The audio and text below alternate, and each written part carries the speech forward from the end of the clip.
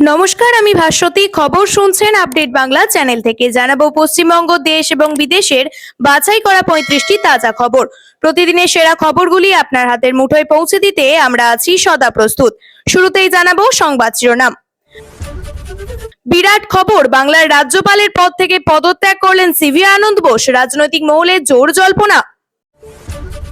তৃণমূল এবার উদ্বিগ্ন হতে পারে, সিভি আনন্দ বোস পদত্যাগ করতে ইঙ্গিতপূর্ণ মন্তব্য শুভেন্দুর। মুকুল রায় আমাদের অনেক তথ্য দিয়ে গেছেন, কিন্তু আমরা তা সামনে আনিনি, বিস্ফোরক মন্তব্য শ্রমিক ভট্টাচার্যের। খামেনেইয়ের মৃত্যুতে অবস্থান জানান দিল দিল্লি। ভারতের অতিথি জাহাজে হানার পর জয়শঙ্করের ফোন গেল ইরানে। বৈধ ভোটারদের নাম বাদ, বিএলওর বাড়ি ঘেরাও করে বিক্ষোভ গ্রামবাসীদের। আচমকা রাজ্যপাল বোসের পদত্যাগে হতবাক মুখ্যমন্ত্রী। ভোটের আগেই এমন সিদ্ধান্ত, রাজনৈতিক স্বার্থ দেখছেন মমতা। এক পাশে অমিত শাহ আর অন্য পাশে সম্রাট চৌধুরী। রাজ্যসভায় মনোনয়নপত্র দাখিল করলেন নীতিশ কুমার। 14ই মার্চ মোদির ব্রিগেড পরিবর্তন যাত্রা শেষে 26-এর ভোটের সুর বাঁধবে বিজেপি। শুনানিতে যাওয়া 550 জনের মধ্যে 350 জনের নাম বাদ, আতঙ্কে একটা গোটা গ্রামে। আগামী সপ্তাহে রাজ্য কমিশনের ফুল বেঞ্চ। বিধানসভা ভোটের আবহে লাগাতার বৈঠক। মাথা নত করতে বাধ্য হয়েছেন, রাজ্যসভায় রাজীব কুমারকে প্রার্থী করায় মমতাকে নিশানা রাহুলের মনোনয়নে একের পর এক ভুল, অবশেষে টুকে ফর্ম পূরণ বিজেপি প্রার্থীর। বিচারাধীন 60 লক্ষের মধ্যে নিষ্পত্তি মাত্র 4 লক্ষ। রবিবারেই রাজ্যের 4 সদস্যের প্রতিনিধি দল বাড়ি ফিরতে চায়। যুদ্ধের মাঝে কলকাতায় আটকে ওয়েস্ট ইন্ডিজ।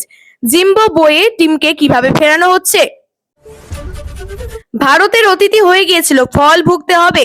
ভারত মহাসাগরে জাহাজে হামলা নিয়ে আমেরিকাকে কড়া বার্তা ইরানের। নাগরিকত্ব দেওয়ার নামে রাজনীতির খেলা চলছে। বিনা পানি দেবীর তিরোধান দিবসে বিজেপিকে বিঁধলেন মমতা।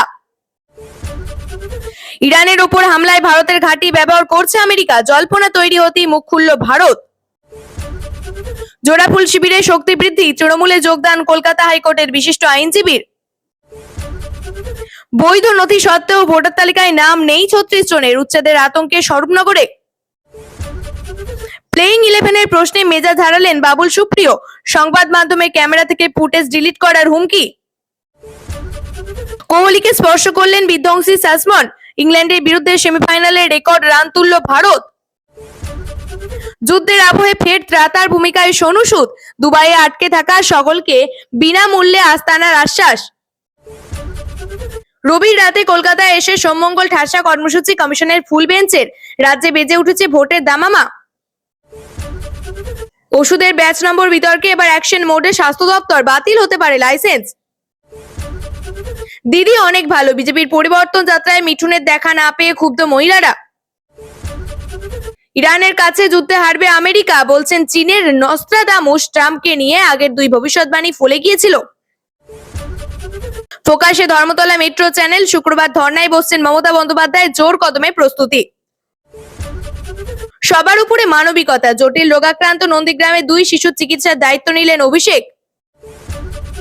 খামেনেইয়ের মৃত্যুতে শোক প্রকাশ করল ভারত। দিল্লি ইরানি দূতাবাসে গেলেন বিদেশি সচিব মিস্ত্রি, কথা দূতের সঙ্গেও। আনন্দ বোসের পদত্যাগের পরেই ঘোষিত নয়া রাজ্যপালের নাম, চিনে নিন RN রবিকে। পশ্চিমী ঝঞ্ঝা ঘূর্ণবার্তে যে রবিবার থেকে বিক্ষিপ্ত বৃষ্টি, দক্ষিণবঙ্গের বেশিরভাগ জেলায় বর্ষণের সম্ভাবনা উত্তরবঙ্গেও। বাবার নামের জায়গায় গ্রাম, চূড়ান্ত তালিকায় নাম উঠলে স্বস্তি নেই মুর্শিদাবাদের ভোটারের।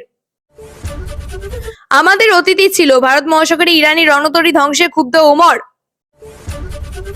দেশি মাদুরো, নীতিশ রাজসভায় যাওয়ার ঘোষণায় বিজেপিকে মুখ্যমন্ত্রীর হরন্ত বিরোধীদের। আপনাদের কাছে একটা অনুরোধ রইল, আমরা প্রতিদিন চেষ্টা করি আপনাদের জন্য সঠিক, সংক্ষিপ্ত এবং নিরপেক্ষ খবর পৌঁছে দিতে। আমাদের এই ছোট্ট চেষ্টাকে যদি আপনার ভালো লাগে তাহলে দয়া করে একটা লাইক দিয়ে পাশে থাকার বার্তা দিন। আপনাদের একটা লাইকই আমাদের আগামী দিনের অনুপ্রেরণা। এবার এক এক করে দেখে নেব বিস্তারিত খবর। ভোটের আগেই শোরগোল বাংলায়। পশ্চিমবঙ্গের রাজ্যপাল সিভি আনন্দ বোস পদত্যাগ করলেন। কি কারণে এই সিদ্ধান্ত তা এখনো স্পষ্ট নয়।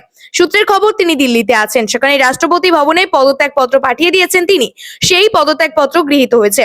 বাংলায় বিধানসভা নির্বাচন আসন্ন, তার আগে হঠাৎ কেন পদ ছাড়লেন? জল্পনা শুরু হয়েছে। রাজ্যপাল হিসাবে তার মেয়াদ শেষ হতে এখনো অনেকটা সময় বাকি ছিল। তার আগেই পদত্যাগ করা নিয়ে জোর শোরগোল। এরই মধ্যে ইঙ্গিতপূর্ণ মন্তব্য করেছেন রাজ্যের বিরোধী দলনেতা শুভেন্দু অধিকারী। তার দাবি, এই ঘটনায় তৃণমূল উদ্বিগ্ন হতে পারে। শুভেন্দুর কথায়, রাজ্যপাল কেন্দ্রের প্রতিনিধি, কেন্দ্রীয় সরকারের সিদ্ধান্ত তারা নিয়েছেন। তারা এমন সিদ্ধান্ত অনেক নেন, এটা না জেনে বলা ঠিক হবে না। এদিকে এই খবর ছড়িয়ে পড়তে এক্স হ্যান্ডেলে নিজের মতামত শেয়ার করেছেন মুখ্যমন্ত্রী মমতা বন্দ্যোপাধ্যায়। তিনি এই বিষয়ে প্রতিষ্ঠিত রীতি অনুসারে কখনোই আমার সংবিধান চেতনাকে ক্ষুণ্ণ করে, আমাদের যুক্তরাষ্ট্রীয় কাঠামোর ভিত্তির উপর আঘাত করে। সূত্রের খবর, কলকাতা নয় বরং দিল্লিতে গিয়েই নিজের পদত্যাগপত্র জমা দিয়েছেন সিভি আনন্দ বোস। 2022 সালে 17 নভেম্বর পশ্চিমবঙ্গের রাজ্যপাল হিসেবে দায়িত্বভার গ্রহণ করেছিলেন তিনি। 5 বছরের মেয়াদ পূর্ণ হওয়ার অনেক আগেই তার এই প্রস্তাব নিয়ে দিল্লির অলিন্দে শুরু হয়েছে জোর জল্পনা। দোলের দিন গিয়েছিলেন লোনের টাকা আনতে। প্রত্যেক মাসে একটা নির্দিষ্ট তারিখেই যান। এবার সেদিন দোল পড়ে, তাই সকাল সকাল চলে গিয়েছিলেন। কিন্তু সেই টাকা আনতে গিয়ে পথে আটকান এক ব্যক্তি। তিনি এড়িয়ে চলে যাওয়ার চেষ্টা করলে তার কাপড় ধরে টেনে ছিঁড়ে ফেলেন বলে অভিযোগ। অভিযুক্তের দাদা আবার তৃণমূলের পঞ্চায়েতের সদস্য। স্বাভাবিকভাবেই এই ঘটনায় ভোট আবহে চড়ছে রাজনীতির রং। অভিযুক্ত কয়েক মাস আগে ওই সংস্থার লোন নিয়েছিলেন। ওই সংস্থা থেকে লোন নিয়েছিলেন ওই এলাকার বাসিন্দা অভিযুক্ত। নিগৃহীতার দাবি, প্রতি মাসেই তার কাছ থেকে লোনের টাকা আনতে যেতেন ওই মহিলা। অভিযোগ, প্রথমে তার রাস্তা আটকান অভিযুক্ত, এরপর মহিলার কাপড় টেনে ছিঁড়ে দেয় বলেও অভিযোগ। এখন সেটাই চলছে। সরকার পাল্টান, দোষীরা শাস্তি পাবে। অভিযুক্তের ভাইপো তৃণমূলের পঞ্চায়েত সদস্যকে বারবার ফোনে যোগাযোগ করা হলেও তিনি ফোন ধরেননি। প্রধান কৃষ্ণা দাস, আমি বিষয়টা জানি না, সঠিক নয়, পুলিশ তদন্ত করবে। রবিবার রাতেই কলকাতা চলে আসছে নির্বাচন কমিশনের ফুল বেঞ্চ। থাকছেন দেশের মুখ্য নির্বাচন কমিশনার জ্ঞানেশ কুমার। এছাড়াও বাকি দুই নির্বাচন কমিশনার সুখবীর সিংহ সান্ধু এবং বিবেক যোশী কলকাতায় আসছেন। আগামী সোম এবং মঙ্গলবারে শহরে তাদের ঠাসা কর্মসূচি রয়েছে। দফায় দফায় বৈঠক হবে রাজনৈতিক দল এবং প্রশাসনের সঙ্গে। অন্যদিকে বৈঠক হবে ভোটার তালিকায় বিশেষ নিবিড় সংশোধনের কাজ এখনো চলছে। তার মধ্যেই পশ্চিমবঙ্গে ভোটের দামামা বেজে উঠলো। ইতিমধ্যে রাজ্যে কেন্দ্রীয় বাহিনী চলে এসেছে। কলকাতাতেও তাদের রুট মার্চ শুরু হয়েছে। কমিশনের ফুল বেঞ্চের সূচি অনুযায়ী আগামী রবিবার 8ই মার্চ রাতে তারা কলকাতায় আসছেন। সোমবার সকাল 10টা থেকে বেলা 12টা পর্যন্ত রাজ্যের স্বীকৃত রাজনৈতিক দলগুলির সঙ্গে তাদের বৈঠক হবে। 12:45 নাগাদ রাজ্যের মুখ্য নির্বাচনী আধিকারিক মনোজ কুমার আগরওয়ালের কমিশনের ফুল বেঞ্চের সামনে ভাষণ দেবেন। কমিশনের প্রতিনিধিরা বলবেন। তারপর ওই দিন বেলা 1টা থেকে 1:15 থেকে কেন্দ্র এবং রাজ্যের আইন শৃঙ্খলা রক্ষাকারী সংস্থার সঙ্গে কমিশন বৈঠক করবে। মঙ্গলবার কমিশনের ফুল বেঞ্চের একাধিক গুরুত্বপূর্ণ বৈঠক রয়েছে। রাজ্যের মুখ্য সচিব নন্দিনী চক্রবর্তী এবং রাজ্য পুলিশের ভারপ্রাপ্ত ডিজি পীযূষ পান্ডে এবং প্রশাসনের অন্যান্য সিনিয়র আধিকারিকেরাও ওই দিন থাকছেন। অন্যদিকে মধ্যাহ্ন ভোজনের পর দিল্লি ফিরে যাবেন জ্ঞানেশরা। বিকেল 3:55 কলকাতা বিমানবন্দর থেকে তাদের বিমান রওনা দেবে। হুগলি শ্রীরামপুর পুরসভার 12 নম্বর ওয়ার্ডে ম্যানহোল পরিষ্কার করার সময় বৃহস্পতিবার মৃত্যু হলো এক শ্রমিকের। অসুস্থ অন্যান্য 2 কর্মী দমকল এবং স্থানীয় 3 জনকে উদ্ধার করে শ্রীরামপুর ওয়ালাস হাসপাতালে নিয়ে যান। স্থানীয় বাসিন্দারা জানিয়েছেন, শ্রীরামপুরের রামসীতা লেনে ভূগর্ভস্থ নর্দমায় কেএমডি জল প্রকল্পের কাজ চলছিল। সেখানে ম্যানহোলে নেমে পরিষ্কারের কাজ করছিলেন ঠিকাদারে নিযুক্ত কয়েকজন শ্রমিক। শ্রীরামপুর পুরসভার চেয়ারম্যান গিরিধারী সাহা জানান, কেএমডির কাজ চলছিল। তিনি 3 জন ঠিকা শ্রমিক অসুস্থ হয়ে পড়েছিলেন। একজনের মৃত্যু খুব মর্মান্তিক। মৃতদের বাড়ি মহেশতলা থানা এলাকায়। বিহারের মুখ্যমন্ত্রী পদ ছাড়লেন নীতিশ কুমার। জানিয়ে দিয়েছেন রাজ্যসভায় এবার প্রতিদ্বন্দ্বিতা করবেন তিনি। আর এরপরই তাকে তোপ দাগলেন লালু প্রসাদ যাদবের কন্যা রোহিণী আচার্য। দাবি করলেন বিজেপি বাধ্য হয়েছে নীতিশকে ক্ষমতা থেকে সরে যেতে। তার খোঁচা জেডিইউ প্রধান আসলে বিজেপির পুতুল। এক্স হ্যান্ডেলে তাকে লিখতে দেখা গিয়েছে, নীতিশ কুমারজি বারবার তার বন্ধুদের সঙ্গে বিশ্বাসঘাতকতা করেছেন। নিজেকে অতল গহ্বরে ঠেলে দেওয়ার এই দুর্দশার জন্য আপনি নিজেই দায়ী। দীর্ঘ পোস্টে তিনি আরো দাবি করেছেন, নীতিশ যেদিন মহাগঠবন্ধন ছাড়লেন অর্থাৎ 28 জানুয়ারি 2024 তারিখেই তার মসনদ ছাড়ার বিষয়টিও নিশ্চিত হয়ে গিয়েছিল। এক সর্বভারতীয় সংবাদ মাধ্যম সূত্র বলছে, নীতিশের শারীরিক অবস্থা ভালো নয়। তার পক্ষে ধকল নেওয়া সম্ভব হচ্ছে না। তাই মুখ্যমন্ত্রীর কুর্সি ছেড়ে দিয়েছেন তিনি, রাজ্যসভায় যাবেন। অন্যদিকে এও বলা হচ্ছে, জীবন সায়নে পৌঁছে বিজেপির কথা মতো আসন ছেড়ে নীতিশ আসল ছেলের রাজনৈতিক ভবিষ্যৎ সুনিশ্চিত করতে চাইছেন। গত বছর বিধানসভা নির্বাচনে 243 আসনের মধ্যে 202 আসনে জয়ী হয় এনডিএ। বিজেপি প্রায় সর্বোচ্চ 89টি আসন, নীতিশের দল পেয়েছিল 85টি আসন। পশ্চিমবঙ্গ থেকে রাজ্যসভায় 5টি আসনের মনোনয়ন দাখিল করেন প্রার্থীরা। প্রাক্তন কেন্দ্রীয় মন্ত্রী বাবুল সুপ্রিয় 2021 সালে সেপ্টেম্বরে বিজেপি ছেড়ে তৃণমূলে যোগ দেন। কেন্দ্রীয় মন্ত্রিসভা থেকে বাদ পড়ার পর বালিগঞ্জ উপনির্বাচনে জয়ী হয়ে তিনি এখন পশ্চিমবঙ্গ সরকারের মন্ত্রী। তার মনোনয়ন রাজনৈতিক অবস্থান পরিবর্তন ও ধারাবাহিক ভূমিকার পুরস্কার হিসাবে দেখা যাচ্ছে। প্রাক্তন আইপিএস অফিসার রাজীব কুমার একসময় পশ্চিমবঙ্গের ডিজি এবং কলকাতা পুলিশের প্রধান ছিলেন। সারদা চিটফান্ড মামলায় তদন্তকালে রাজ্য সরকার এবং কেন্দ্রীয় এজেন্সির মধ্যে একটি আলোচিত সংঘাতের কেন্দ্রে ছিলেন তিনি। সুপ্রিম কোর্টের প্রবীণ আইনজীবী মেনকা গুরুস্বামী 2018 সালে ভারতীয় দণ্ডবিধির 377 ধারা বাতিল করে সমকামিতা বৈধ করার ঐতিহাসিক সাংবিধানিক চ্যালেঞ্জে আবেদনকারী হিসেবে প্রতিনিধিত্ব করেন। তৃণমূল এবার উদ্বিগ্ন হতে পারে। সিভি আনন্দ বোসের পদত্যাগ করতে ইঙ্গিতপূর্ণ মন্তব্য শুভেন্দুর। দলের দিন লোনের টাকা আনতে গিয়েছিলেন তৃণমূল নেতার ভাইপোর কাছে ভয়ঙ্কর অভিজ্ঞতা শিকার। রবিবার রাতে কলকাতায় এসে সোমমঙ্গল ঠাসা কর্মসূচি কমিশনের ফুল বেঞ্চের রাজ্যে বেজে উঠেছে ভোটের দামামা। শ্রীরামপুর ম্যানহোল পরিষ্কার করতে নেমে মৃত ঠিকা শ্রমিক, অসুস্থ হয়ে হাসপাতালে ভর্তি আরো 2 জন। বিজেপির পুতুল নীতিশ প্রতারণার মূল্য পাচ্ছেন তোপ লালুকন্যা রোহিণীর। রাজ্যসভা নির্বাচনে মনোনয়ন পেশ তৃণমূলের 4 প্রার্থীর, বিজেপি রাহুলের পাশে থাকবেন শ্রমিক শুভেন্দু। রাজীব কুমারকে রাজ্যসভার প্রার্থী করার বিষয়ে চর্চা চলছে বিভিন্ন মহলে। অবসরপ্রাপ্ত এই আইপিএস কে নিয়েই এমন বিতর্কের শেষ নেই। এরই মধ্যে অবসরের পর তাকে প্রার্থী করার কথা ভেবেছেন তৃণমূল সুপ্রিমো, যা নিয়ে বিভিন্ন মন্তব্য শোনা যাচ্ছে রাজনৈতিক ব্যক্তিত্বদের মুখে। এবার আসরে হুমায়ুন কবির তার দাবি, রাজীব কুমারকে তৃণমূলের প্রার্থী করার ফল পেতে হবে মমতা বন্দ্যোপাধ্যায়কে। মমতা বন্দ্যোপাধ্যায় যেভাবে রাজ্যসভায় অরাজনৈতিক ব্যক্তিত্বদের পাঠাচ্ছে তাতে দলের কোনো লাভ হবে না বলে মনে করেন হুমায়ুন। তার দাবি, আদতে রাজ্যসভার প্রার্থী করে রাজীব কুমারকে পুরস্কার দেওয়া হলো। এই প্রসঙ্গে সারদা মামলার কথা মনে করিয়ে দিলেন হুমায়ুন। জনতা উন্নয়ন পার্টির চেয়ারম্যান হুমায়ুন কবির বলেন, সুদীপ্ত সেনকে যখন লাদাখ থেকে গ্রেপ্তার করে নিয়ে আসা হয়েছিল তখন এই রাজীব কুমার কি কি কাজ করেছিলেন তা আমি মমতা বন্দ্যোপাধ্যায়ের পাশে থেকে বুঝতে পেরেছিলাম এবং দেখেছিলাম। রাজীব কুমারকে প্রার্থী করা মমতা বন্দ্যোপাধ্যায়ের জীবনের এক অন্যতম বড় ব্লান্ডার হতে চলেছে। রাজনৈতিক দলের কর্মী তথা যোগ্য প্রার্থীদের বঞ্চিত করে কিছু মানুষকে উপটোকন দেওয়া আসলে রাজনৈতিক ব্লান্ডার হবে বলে মনে করেন হুমায়ুন। বৃহস্পতিবার মনোনয়ন জমা দেন রাজীব কুমার। সংবাদ মাধ্যমের মুখোমুখি হয়ে তিনি বলেন, মাদারের একটা কথা আছে, আমি বিশ্বাস করি ঈশ্বর আমায় এমন কোনো দায়িত্ব দেবেন না যা আমি সামলাতে পারবো না। তিনি যেন আমাকে এতটা বিশ্বাস না করেন। বাদের তালিকায় নাম একই বুথের 60 জন বৈধ ভোটার। 2002 সালে ভোটার লিস্টে সঠিকভাবে এসআইআর এর ফর্ম ফিল আপ, কিন্তু তারপরেও এক বুথে 7 জনের নাম বাদের তালিকায়। দুশ্চিন্তায় পরিবারগুলো। বাদরিয়া চাঁদরা গ্রাম পঞ্চায়েতের 15 নম্বর বুথের ঘটনা। দুলাল মৃধা, ইরিয়ারুন বিবি, সোমা স্বর্ণকার, শিখা মণ্ডল, মীরা চক্রবর্তী সহ 7 জনের নাম বাদ গেল একই বুথে। বাদ যাওয়া তালিকায় লেখা রয়েছে ত খুঁজে পাওয়া যায়নি, অনুপস্থিত। চিন্তায় দিন কাটাচ্ছেন তারা, আর এই নিয়ে শুরু রাজনৈতিক চর্চা। ক্ষোভ প্রকাশ করেছেন স্থানীয় তৃণমূলের ব্লক সভাপতি কুমারেশ রায়। তিনি বলেন, যে কাজ করতে 2 বছর সময় লাগে সেই কাজ যদি 1 মাসের মধ্যে হয় তাহলে এরকম ভাবে নাম বাদ যাবে প্রকৃত ভারতীয়দের।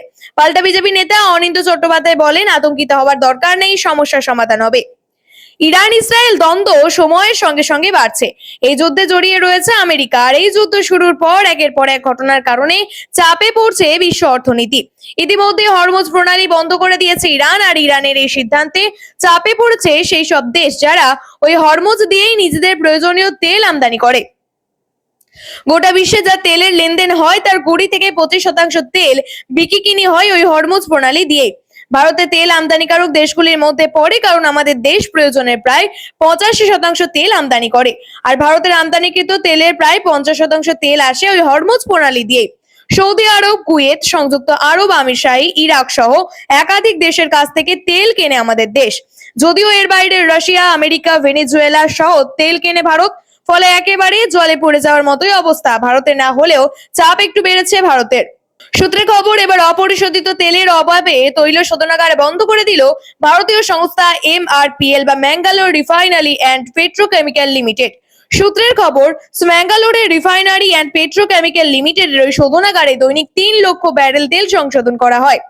এই খবর যদি সত্যি হয় তাহলে দৈনিক প্রয়োজনীয় তেলের চাহিদা মেটাতে পারবে না আমাদের দেশ।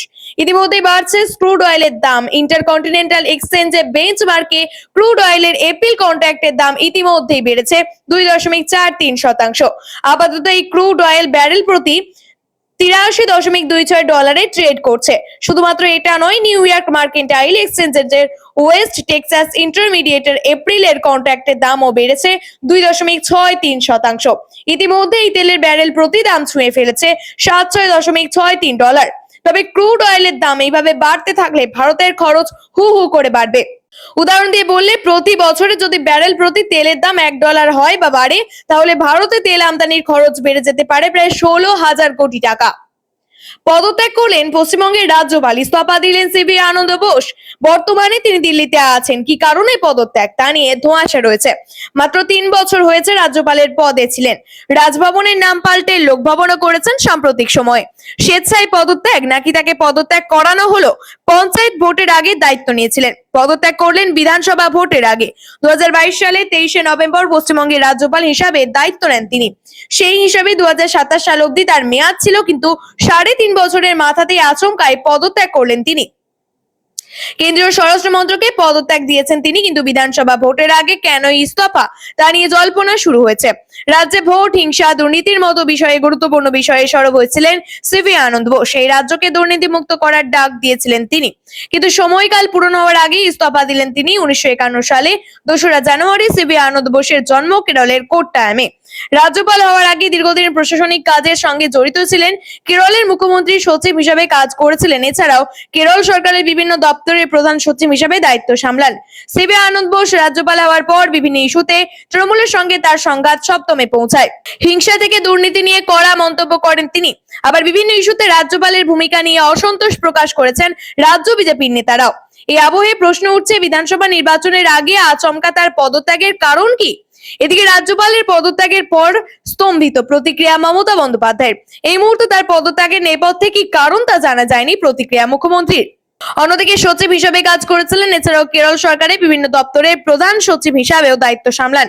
সিভি আনন্দ বোস রাজ্যপাল হওয়ার পর বিভিন্ন ইস্যুতে তৃণমূলের সঙ্গে তার সংঘাত সপ্তমে পৌঁছায়। হিংসা থেকে দুর্নীতি নিয়ে কড়া মন্তব্য করেন তিনি। আবার বিভিন্ন ইস্যুতে রাজ্যপালের ভূমিকা নিয়ে অসন্তোষ প্রকাশ করেছে রাজ্য বিজেপির নেতারাও। এই আবহে প্রশ্ন উঠছে, বিধানসভা নির্বাচনের আগে আচমকায় তার পদত্যাগের কারণ কি? এদিকে রাজ্যপালের পদত্যাগে খবর পেয়ে স্তম্ভিত প্রতিক্রিয়া মমতা বন্দ্যোপাধ্যায়ের। এই মুহূর্তে তার পদত্যাগের নেপথ্যে কারণ কি তা জানা যায়নি প্রতিক্রিয়া মুখ্যমন্ত্রীর। ভোটের আগে রাজনৈতিক কারণে কেন্দ্রীয় স্বরাষ্ট্র মন্ত্রকের চাপে পদত্যাগ হলেও আশ্চর্য হব না, প্রতিক্রিয়া মমতা বন্দ্যোপাধ্যায়ের। কেন্দ্রীয় স্বরাষ্ট্র মন্ত্রকের তরফে জানালেন মমতা বন্দ্যোপাধ্যায়, রাজ্যের কোনো পরামর্শ না করে সিদ্ধান্ত আক্রমণ মুখ্যমন্ত্রীর। এই ছিল আজকের সব থেকে গুরুত্বপূর্ণ খবর ভালো লাগলে ভিডিওটি শেয়ার করুন এবং চ্যানেলটি সাবস্ক্রাইব করতে ভুলবেন না। আমি ভাস্বতী আবারও ফিরে আসবো আগামী পর্বে নতুন আপডেট নিয়ে। ধন্যবাদ, সুস্থ থাকুন, সাবধানে থাকুন।